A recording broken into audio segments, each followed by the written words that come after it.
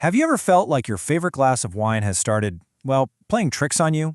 If you're in midlife and that one drink suddenly feels more like three, I'm here to tell you it is definitely not your imagination. There's a really good biological reason why your body's relationship with alcohol is changing big time.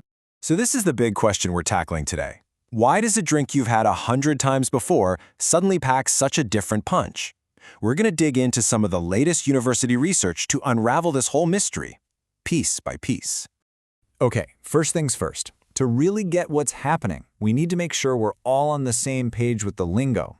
Think of perimenopause as the runway, that whole transitional phase where your hormones are going up and down. Menopause itself, well, that's the destination, the point where menstruation has officially stopped for good. Getting this distinction down is the foundation for everything else we're about to cover. So what's really going on inside? The reason that glass of wine feels so much stronger isn't just in your head. It's a direct result of some pretty major physiological changes. Your body is literally rewriting its own rulebook for how it deals with alcohol. Check this out. It's a real tale of two bodies. Before menopause, your body was a pretty efficient alcohol processing machine. You had more water in your body to dilute it, more muscle, which holds water, and your liver was working at peak performance. But during the menopausal transition, that all starts to flip. Your liver gets a bit less efficient, body fat tends to increase, and with less water overall, well, that same drink gives you a higher blood alcohol concentration, and it gets there a whole lot faster. And this quote from a university hospital study just sums it up perfectly. It nails the real-world result. And it's not just about that initial kick being stronger. The after effects, the hangover, can stick around way longer because your body is just slower at clearing the alcohol out of your system. But it gets more complicated. It isn't just about feeling more intoxicated.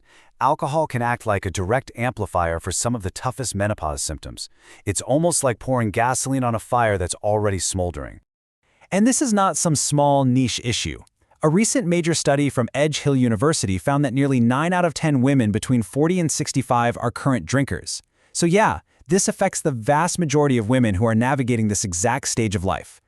And get this, within that group, more than a third of perimenopausal women, the ones right in the thick of the most intense hormonal shifts, were drinking at a level the study classified as hazardous.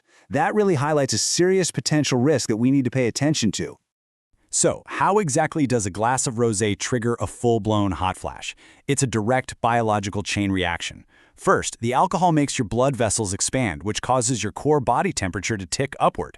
This messes with your brain's internal thermostat, which is already a little haywire thanks to fluctuating estrogen, and boom, it triggers that sudden, intense wave of heat. And this isn't just about the science in a lab. This quote from a participant in that same Edge Hill study connects all that data directly to what women are actually feeling night after night. It's that real-world experience that just brings it all home. Now what about sleep? So many of us use alcohol to wind down, thinking it'll help us drift off. But honestly, it's a trap. While it might make you drowsy at first, alcohol completely fragments your sleep later in the night. It actively suppresses that deep, restorative REM sleep your body and brain desperately need, which just leaves you feeling more exhausted and irritable the next day. Okay, now let's talk about the psychological side of things. All these challenges, the anxiety, the poor sleep, can create a really dangerous feedback loop where drinking becomes a coping mechanism that actually makes the original problems even worse. And the research paints such a clear picture here. This chart uses something called menopause-specific quality of life scores, and the trend is just stark. Compared to women who didn't drink at all, women who drank even moderately reported a lower quality of life. And the key takeaway, the more they drank, the worse their scores got. The researchers found this creates a classic vicious cycle. It starts with symptoms like anxiety or sleeplessness causing real distress, so a drink is used for what feels like a little temporary relief. But, like we just saw, that drink ultimately messes up your sleep and your mood, which just intensifies the original symptoms, often leading you to reach for another drink to cope, and so the cycle goes. Now, we need to kind of zoom out, because the impact isn't just about managing symptoms from one day to the next. The combination of alcohol and the menopausal transition can crank up the volume on some very serious long-term health risks. Every single one of these is already a concern in midlife, but alcohol acts like a risk multiplier. Menopause already speeds up bone loss, while alcohol makes it worse by getting in the way of calcium absorption.